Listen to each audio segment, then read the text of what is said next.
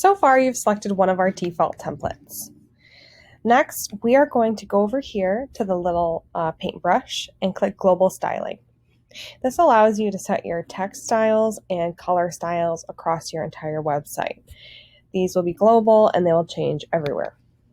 You can first off add fonts. If you have a custom font that is not a Google font, you're going to do Upload a Custom Font, and you can select your TTF or OTF or WOOF format and name it properly.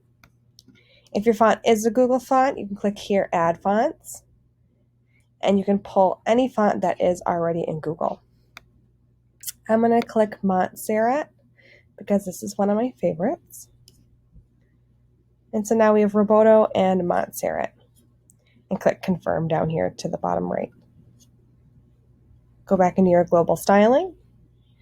You can set your text styling here. This is going to allow you to set your paragraph, your H1, H2, H3, H4, H5, and H6, your quote, and your text links, and your text links on hover.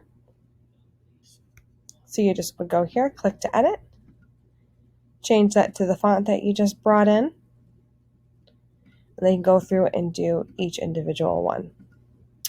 The reason to have a different font between H1 and H3 is because it will give you a really easy way if you wanted to do subheaders. A subheader. And we can just make this an H3. And so now it looks different and it changed very easily.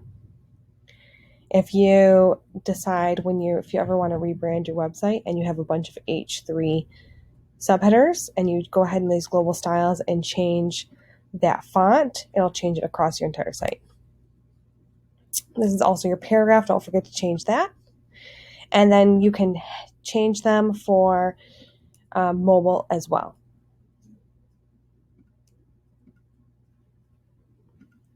Next is your color palette. This will be your primary colors and secondary colors. Also your background color and your main text color, if you want to change these.